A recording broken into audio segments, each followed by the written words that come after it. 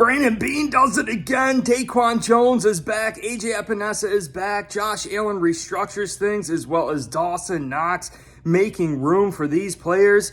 And crazy news, Gabe Davis and Mitch Morris signed to the Jacksonville Jaguars, getting paid a pretty penny.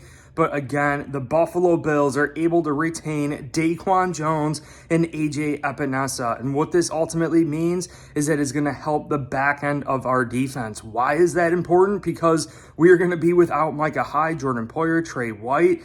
Absolutely insane. But we always talk about this. Having a great, prolific defensive line helps the back end of that defense because they get pressure on the quarterback. It forces the ball to come out sooner. Therefore, the secondary doesn't have to cover as long. The ball's coming out quick. And that fits Sean McDermott's scheme because these players have a dynamic break on the ball and they just make plays. They pop the ball up in the air and they get interceptions, turnovers, game-changing plays. But really, the additions here with DaQuan Jones and AJ Epenesa, think about it. Ed Oliver having the best season of his career, best seasons of his career paired next to DaQuan Jones. And I think DaQuan Jones in the interior is just offering such a dynamic thing for Bills Mafia. Being that we lost him against the Jacksonville Jaguars, we really didn't fully see what this entire defensive line was going to be capable of with Ed Oliver and DaQuan Jones next to one another. If you think back to where their stats were and this defensive line was when DaQuan Jones was in the lineup next to Ed Oliver, I mean, Ed Oliver was leading the league in defensive ends and defensive tackles with total pressures and also sacks. So pairing them up for the 2024 season as well as 2025 season, because we signed them to a 2-year deal, is absolutely huge for Bills Mafia. And AJ Epenesa, drafting, developing him, all the plays that he makes, petting the ball up in the air and doing some big time things, you know, it's just huge for the Buffalo Bills. And the other point I want to make here, you know, a lot of people know that Leonard Floyd signed with a different team as well, but we really had Leonard Floyd last year to supplement the loss of Von Miller. Von Miller didn't record a sack last season because, I mean, heck, he didn't even get to start playing until halfway through the season. But knowing that Von Miller has fully rehabbed himself, knowing that we started to see glimpses of Von Miller late in the year, I really believe, you know, the loss of Leonard Floyd not coming back to the 2024 Buffalo Bills will be fully supplemented by Von Miller getting back to himself. You know, Von Miller having a full season to dedicate to his craft, to his task, to get back to Bills Mafia, of which restructured things, saving the Bills around $8 million off the cap as well. You know, we're pairing this defensive line back up between Von Miller, AJ Epenesa, Greg Rousseau, DaQuan Jones, Ed Oliver. I mean, we are back, Bills Mafia. This defensive line is clearly going to be helping the secondary of this Bills defense. And you really look at the secondary too.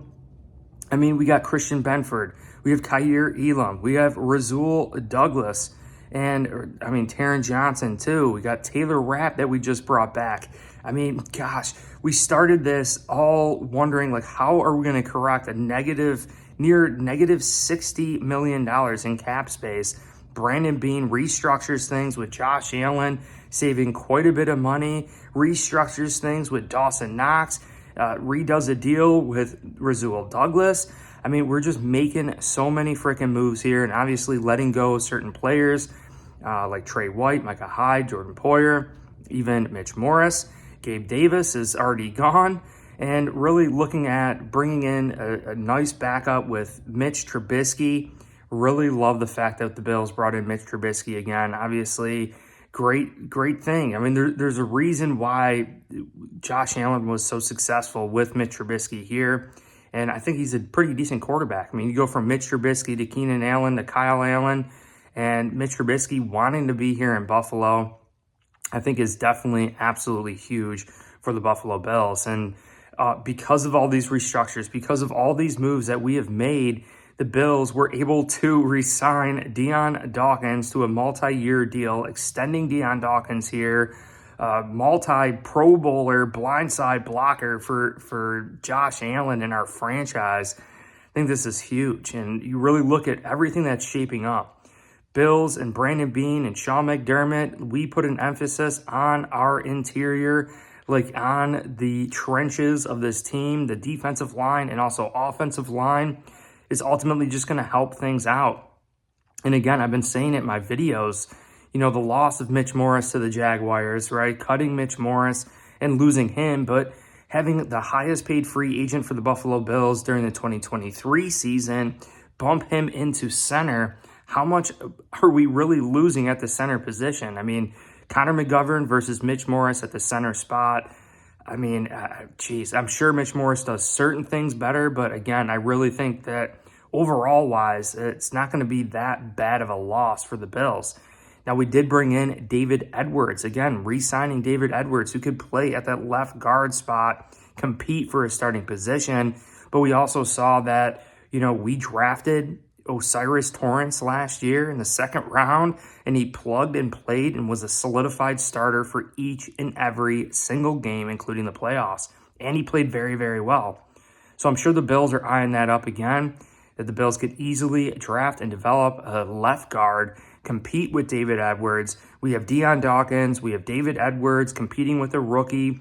We have Connor McGovern at center. We have Osiris Torrance at right guard. And then we have Spencer Brown at right tackle. And on this defensive line, we have Von Miller, who could play left. He could play right.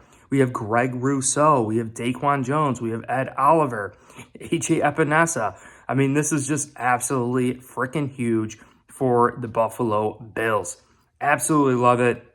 Brandon Beane knocked it out of the park again. Even the secondary with Taylor Rapp coming back.